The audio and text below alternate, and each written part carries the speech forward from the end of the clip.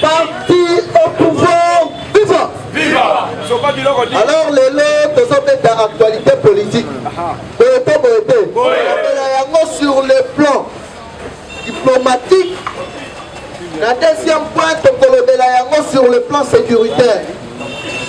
Mais avant en actualité politique, la biche ya lelo. Tozali ko présenter base candidat gouverneur Alidor Beya Mulumba, candidat valable ya Kasai Oriental.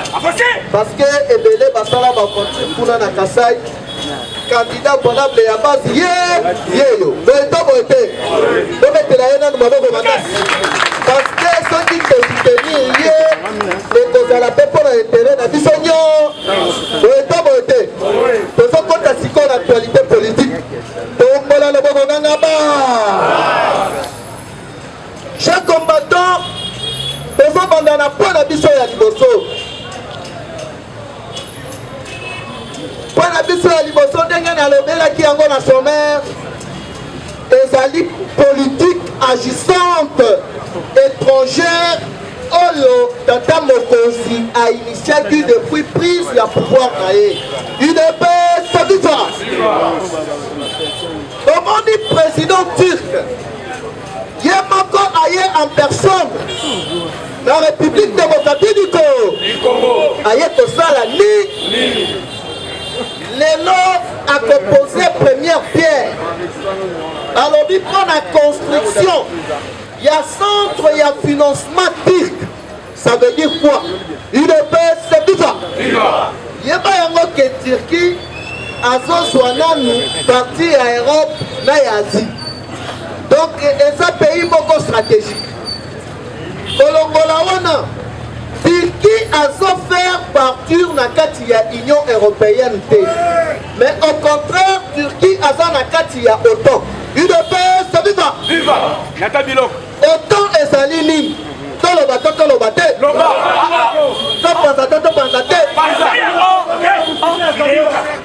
Turquie azali 11e na classement mondial sur le plan sécuritaire. Donc, et ça, 11e armée à monde. Mukolo ya lobby na 23e. Balobi force armée étrangère. Il y a Air Force One. Na Este. Bazali bana. Anachika na bakabu. Ayo soyo kaoba lefe batoma lubangu ba lefe batuo batika ke ya présidence ezali ba théâtre na ba. Oyo ki ba bengi gouverneur. Oyo militaire. Na lombangu na ville province de Kinshasa. Pour la kosala évaluation. Parce que ba Codeco va changer stratégie. Ba kimi na Ituri, ba kimi na Bunia. Parce que kuna état de siège exacté. Na minute ya ba yango teno. D'ici mars, état de siège na Est Mobimba. Nini ekokome na ba. Kagame le rata salini. Belgique le rata salini. Macron le rata salini. Parce que plan na bango nyonso tout na maye. Yoka sikoyo mayele ya pati. Ba Turc baza ba expert na makambu etali terroriste. Bango nde bayedaka États-Unis d'Amérique. UDPS viva. Bato au pouvoir viva. Maintenant, qu'est-ce qui va se passer? Au Moni, Joe Biden, président américain. La semaine prochaine, Nathalie a dépêché sous-secrétaire d'État américain. Il y a matière à environnement. Antonio Guterres, secrétaire des Nations Unies. Il n'y a pas Zali Koya Awa. Après, il y a roi de Belgique à Koya Awa. Roi de Belgique à Koya Kosalanine. Azoya Kosenga Bolimbis. Donc, projet de la banganisation est échoué. bakamati na bikeko na biso nyonso tu bayiba bazongisaka te basali nini idps viva politique batia beteli bango politique ya likolo betela na faci mabao makasi sur le plan sécuritaire tokolobela bamesure prise par le chef de l'état parce que bakodeko bazali banani bakodeko ezali kaka bakongolais oyo bazali koutilize oyo bakomi korekrite na banyarwanda na bapays mosusu mpona kofragilize ese ya mboka parce que bacomprendre ke ndenge babandaki kosala babavire ndenge babandaki koyiba moyen ya koyiba lisusu ezali idps viva banani basali kodeko kodeko ezali mouvement moko ezali milice moko oyo plus de 9 pays africains balaki na kati idps viva ebanda guerre froide na fin ya mandat ya Marshal Mobutu oyo akotaki déjà guerre froide na bapartenaire na ye américain asiatique na européen mais avant basala kodeko bato wana bayelaki musée Laurent Désiré Kabila na accord moko oyo babengi accord ya Lemera idps viva banani basinyaki accord wana ebandaki koloba nini bapays oyo basinya accord ya Lemera ezali na Rwanda, Burundi, Uganda, Zimbabwe, Namibie bango nde basinyaki accord wana na ide nini bato nyonso oyo bazali kofaire baparticipe mpona kobengana Marshal Mobutu esengeli babanda koexploite baminere na biso abusivement epuis bakatela bango baditeni ya mabele na mboka na biso donc babalkanize RDC basinyaka te basali nini basinye idps viva le musée azwi pouvoir na minduki kondo eja Tshisekedi wa Mulumba yebisi idps viva biso na biso bana mboka totikala toyoka musée awangani alobi te baza bakongole après un certain temps alobi na barwandais na badikolo mosusu bokota na avion tokende opération nakei bazongisi bango na bamboka na bango respectif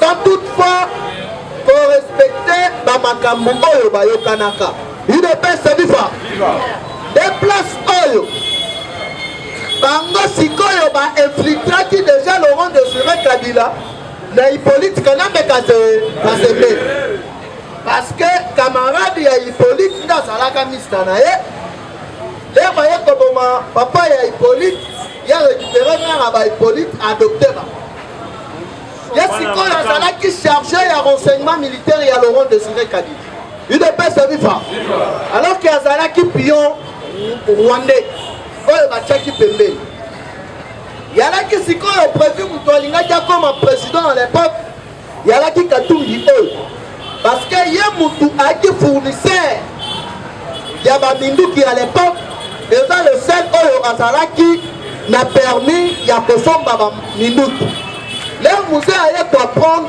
nde abenganaka ye mwana mai apakati mbangu na samedi udps viva baye koya na plombe ezalaki nani Hippolyte Kanambe Kazembe bayebisi ye oza jeune ozali mopaya biso baeuropéen tokofula yo obenda masolo mais lero okobenda masolo esengeli tobalkanize république démocratique du Congo ye ayebisi bango tokoprocéde ndenge nini alobi sala calme bakoassassine Laurent Désiré Kabila parce que so tobi tokende na coup d'état ekoma lisusu balongi histoire lere bakoassassine ye batutu oyo basinyaki accord ya Lemera tokokende na dialogue tokende na gouvernement oyo tobengaki na Congo 1+4 UDPS viva lelo babandi baprocédure na bango wana bareusir koboma Laurent Désiré Kabila ainitie dialogue Papa Tshisekedi alobi ngai biloko oyo nazali komona yango clair te alors mpo ezala na valeur esengeli secrétaire ya Nations Unies à l'époque Kofi Annan à faire partir et puis dialogue oyo ezala vraiment dialogue moko ezala parrainer la communauté internationale kike bango bazalaki na ba messe noire na bango bazalaki na ba zone d'ombre ebele na kati baboyaki proposition ya Kombe Tshisekedi wa Mulumba au contraire baizolaki ye balobi ya simbaki manduki te ye alaki mutu ya combat ya non violence epesa ye bokonzi bakamatanaki tout le rebelle Jean-Pierre Mbemba Saïdi Ngoma Arias Roberwa Abdoulaye Herodia basangani mpona kokamata Congo en otage UDPS viva à l'époque nde bayaki korosir koinfiltre vraiment RDC makasi parce que bakamataka bibliothèque mobimba ya enregistrement ya bacongolais ya baprovince nyonso kokamata bakombo wana kobanda kopesa yango barwandais UDPS viva parce que le preuve wana que moto azalaka na aner à l'époque ezalaka Jean Dudé Nyembwe Kazali alors soki otali royalement kombo wana na bakasa ye ezalaka te donc ezali bakombo oyo bafabrika na serveur oyo bayibaka lere mobutu apakataka mbango UDPS viva Kombe Tshisekedi wa Mulumba lere aye totala alobi toko évolue boye te aye kokomela conseil ya Nations Unies po bainitie accord ya résolution oyo babengaki accord cadre ya Addis Abeba mpona korevoir bacharte nyonso mal signé ya accord ya Lemera UDPS viva kombola lokokanga ba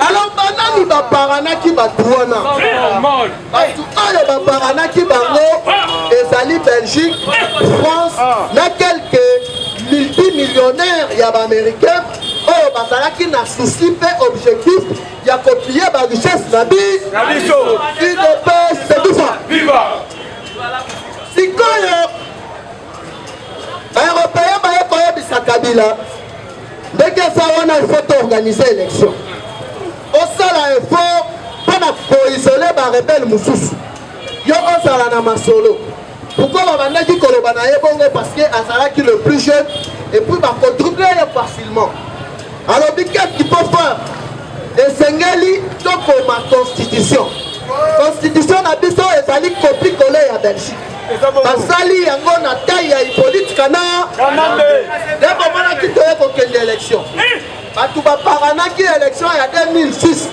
ezali baeuropéen Kabila lere abendima solo abalukelaka baeuropéen te asali nini UDPS viva ndenge bayokanaki apesaka bango 80% ye akomi kopesa bango 30%. 40 ezokende na Asie. UDPS viva 10 ezokende na Russie. Russie ye alobi nga na kozwa minere mosusu te nga na kobanda kozwa kaka uranium. UDPS viva makambo ebebeli nde wana toloba te topanza te basi uranium basentour ke RDC azali na qualité ya malamu ya uranium bachinois mpe balobi bon biso makambo ya baor na badiama te biso mpe uranium mais koto oyo bazobenda mpe tolton toye kokoma na 2011 Kabila se réconcilie na 2010 na Europe alobi no boparane nga lisusu na 2011 tokobokisa makambo nyonso baparane ye adouble bango tomonaki bato wana balobi ndenge azali kodouble biso mpe tozocreye bagroupe na biso ya barebele tozali koinfiltre MONUSCO tozali koinfiltre ONU comme ça biso nyonso tobanda koyi UDPS viva Parti au pouvoir, viva. Viva. États-Unis a qui comprendre que place naïe, il y a première puissance mondiale sur le plan nucléaire et comment qui menacée par la Russie, la Chine et l'Inde. Inde est au monde à bateau, ça fait ma casse l'armée. Pour ça la surtout. Il ne peut pas viva. Viva. Abandi continue d'abord géologue. Babanda kosala nanu étude ya madele ya RDC. Parce que na ba minéraux nini. Il ne peut pas viva. Viva. Na comprendre que RDC ezali pays moko oyo nzamba azwaki ta ya kokena yango. Très bien. Parce que ba minéraux nyonso ya mokili mobimba ezali awa plus de 75%. Moyen ba faire de RDC ezali. Mpona Congo ya kopère de RDC esengeli kosala nini? Esengeli nanu tozwa président oyo azali mwana mboka ya solo to paranoye akoma président de la République. Sikoyo ye moyen ateka mboka ekozala te.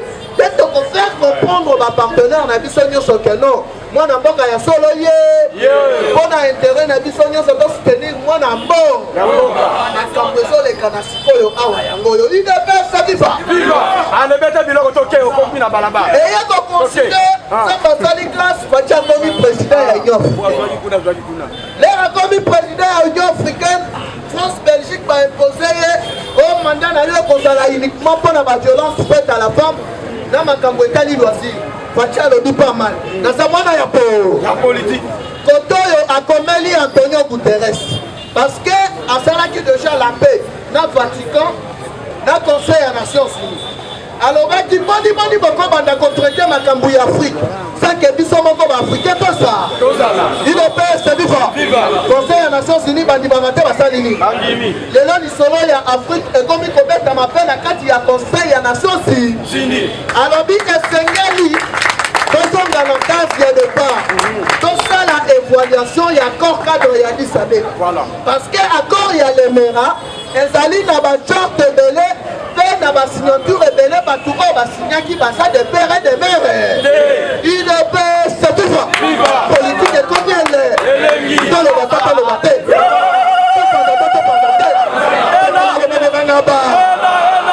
ibandakati faci azali Belgique akomi o te non moyen tosala évaluation ezali te toza période ya COVID-19 faci alobi etali ngai te tokosala yango ata na video conférence idps viva basote premier oyo esengeli to organise forum oyo tokoretrace Afrique faci alobi bazomona ngai zoba bazela sikoyo nazolakisa bango keno naza mwana ya muki diable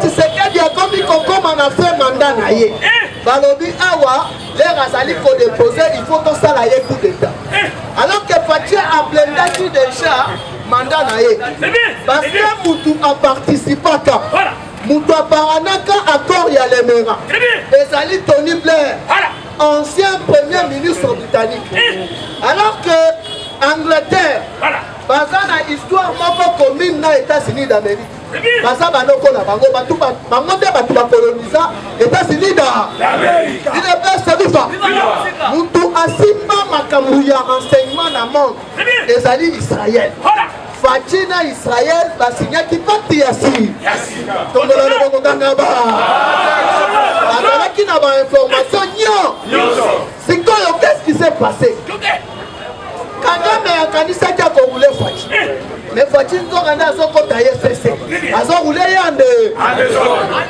alobi il faut tosigner accord ya libre échange bino boza na baminere boyeba oteki epa na biso oyo biso mpe toyeba oteki epa na bi Kagame asinyaka te asali nini idepesa bifa États-Unis alobi mpo tobwanga bato malamu tosala système ya checking baminere nyonso ezali kouta Afrique todetektaka yango ezouta mboka nini ebaye kolandela minere oyo Rwanda alobaka ezali ya ye lere ezokoma na niveau ya marché bacheke boye ezali minere ya République démocratique du Congo mais yo Rwanda olobaki oza premier producteur guerre ya or oyo euti wa tubisa na yo abue ile peste viva tokobanda kokende na source na kati ya République démocratique du Congo. Il faut tobunda tozowela di tokola loboko nangaba oyo bango balukaki bakosilisa ya ile peste viva Tanta pouvoir viva toloba te tokata te.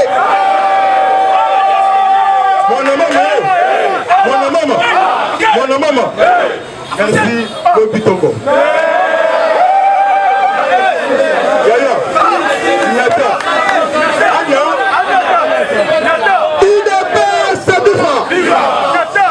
Communauté internationale a lobby depuis Motsignaki makambu ya échange ya ba minéraux. Jusque là na terrain tozomona ka minéraux ya République démocratique du Congo.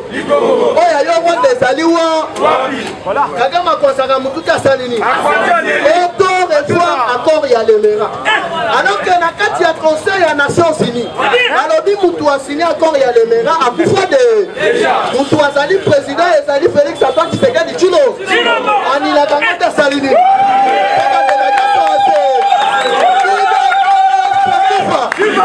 Bango balungaki bakosilisa ya Uganda ekotala lobi Rwanda ngula biso trop kobanda guerre ya 6 jours akwa isela ber alors que ADF nalu Codeco tosignaki yango na objectif ya kobanda kopie biso nyonso République démocratique du Congo bango babénéficie mingi biso mieko tokotela na porte na place ya kokota na fenêtre biso na RDC mama na membo UDPS viva. Maintenant qu'est-ce qui se passe na bakontinent nyonso États-Unis azalaka na bapartenaire na ye UDPS viva sikoyo bapartenaire na ye nyonso wana bazali sonse ya kozala nsima ya États-Unis da mpona kosoutenir mukontombolo be awa sikoyo nini yango ezali kolekana omoni makambo ya bacandidatation esili ekomi makambo il faut tozonisela RDC baœuvre d'art na nini yango etindi bango président roi ya Belgique azoya awa kosenga RDC bolimbisi parce que économie ya Belgique na ville nyonso ya Belgique ezali construite grâce ya minéraux ya République démocratique du Congo UDPS viva États-Unis ayebisi bango bino bosama yele te na place pour soutenir banoko na bino bosolela bango cc. Alors que c'est long programme. Il y avait tout prévu Grande-Bretagne ou soit États-Unis pour coloniser RDC à l'époque. Moutou Awelela et Sali Belgique. Mais là, qu'est-ce qui va se passer? Il est bien, viva! Bateau pouvoir, viva! Bacha Bimisi Bango Bani. Oyaki Rwanda, avant Bakende qu'on participer, na kati ya réunion forum oyo tiko salema na Belgique alobi oyo biso Rwanda tokosala prêt ya kose défendre tokosenga mpe autorisation ya mutu te toza pays moko ya muke basundoli biso mpo na nini alobi bongo Rwanda azali déjà isolé sur le plan diplomatique na administration américaine Rwanda akotaka lisusu te po mutu afavorisa bango bien ezali Barack Obama vu que azalaki na baracine moko ya banilotique UDPS viva azali par tous les moyens à se faire rapprocher na administration Joe Biden esimbi nango te mwana mai ya sensatique sikoyo isolé opoko babengi na kombo ya boga eza opoko batongaka na forêt opoko wana objectif nango esali pena 18 ans objectif na bango ezalaki midele bauti wana baminere tu nyonso bapiye bakotisi na Rwanda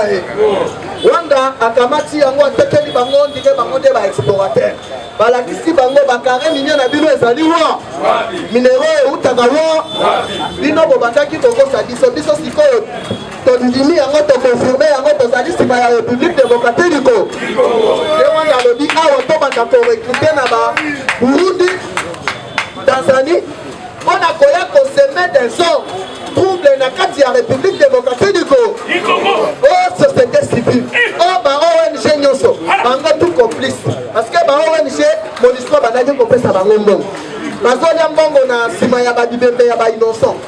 Oh, société civile bobandaki koyeba ndenge nini keno barebele bakokota o lusha bayeba comprendre keno bato nyonso wana bazaki na kati ya ku état de siège ezokase nde bamoni keno koto na site nano kifu eza blende bakindeli na Ituri. Dernièrement pati auti kotinda bato ya présidence bakende banégocie na bakodeko vu que ya nos frères congolais là badéposer baarme baza na réintégrer na badomaine mosusu sécuritaire neti baservice national basali baventure na bango balefe bango toyebi baje na ba sikoyo awa numéro 1 ya environnement ya États-Unis d'Amérique semaine oyo azokwea awa idepesa diva madame Monique okamati Antonio Guterres azokwea awa après akokende est. Pourquoi bazali koya ezali mpona koconfirme déjà installation ya tribunal transitionnel oyo bakosambisa bacriminel nyo yango oyoki dossier ya Flaubert Chebe ya mikolo oyo epelaka te esali mutu ya liboso commanditaire ya liboso Hippolyte Kana dossier ya 3 experts ya ONU na mesa mutu ya liboso commanditaire Hippolyte Kana oyo bango balukaki bakosilisa ya ekomi oyo tozokenda Afrique du Sud kuna mpe na Afrique du Sud bayebisi bango bokoma awa oyo eza mboka ya exile kote bokendaki kosala bacrime na bino bokende kaka ku idepese biso bacili banga kati be lobi na 23h balobi force spéciale force one na ese ya mboka bazomona bilongi na bango te bapomba bavimba balati bakabu basopani na Ituri na ndenge bakoya kosakana oyoki oyoki ministre ya affaires étrangères oyo azali proche pe katumbiste alobi nga nazosoutenir mutu mosusu te nazosoutenir Félix Tshisekedi Tshilo mutu wana amoni ni parce que ye nde diplomate akendaka liba ayebi basekret ebe c'est pour leur dire ke na ngambu kuna eloko ezali tozongi sikoyo na accord ya Turquie place tokoshitele udps biso bato pouvoir biso Fatimbe Turquie sur le plan économique azali déjà na top 20 parce que na minute oyo mutu oyo azona baza comprendre président turc aye kosala nini nini Turquie ajouaka na kati ya conseil ya sécurité boyeba nanu keno Turquie azali kofaire parture na bapays oyo bazali bamembre ya union européenne te idepese biso parce que mpo na ye amonaka union européenne eza baventure Turquie azali na bavoisin neti Asie neti Europe donc aza na katikati wana c'est compliqué aza na rôle moko monene et puis Turquie baza ba-expert na lutte contre les terroristes yeba yango keno na délégation ya président turc Erdogan ezali na ministre na ye ya défense na kati me bayebisi bino baye kosigner ba contrat moko commercial ministre ya défense akoya kosigner contrat commercial yebe nini ekose passe bacomprendre ke na kati ya RDC babanke nyonso ya RDC ezali babanke moko ya Kabila ezali crédible te alors po bango baévolue bien esengeli basala nanu banke na bango moko yango babengi yango centre commercial. Qu'est-ce qui va se passer? Bamisolo na bango nyonso ekozala wana. C'est pour vous dire que activité nyonso bango bakosala investissement nyonso bakosala na banque na bango mo nyonso wana mpona koboya blanchissement d'argent parce que yebake no Turquie nde batimbeli bato oyo babandaki kofuta ba ADF ti bomoni ba ADF bakomi uluwa tivunde ekoti pilinga mbilinga ekoti ezali po ke réseau babandaki kofinanse bakatanga te basali yeba yango te no Turquie azali membre ya OTAN alors que na kati ya OTAN bato bazali kopese eza États-Unis ezali Russie ezali Turquie na Allemagne na Grande-Bretagne C'est pour vous dire que pour avoir ADF à bout et puis pour avoir tout qui ça. Et le raison n'a pas de transition. Mandat ya liboso ya Tshisekedi en 2025, tina 2029, tina 2030, de 2030 deuxième mandat, tina 2035. Yo siko zomi de la opposant au bandit de opposition à Kimukolo. Okosuka wa. Il n'est pas satisfait. Il a dit dans votre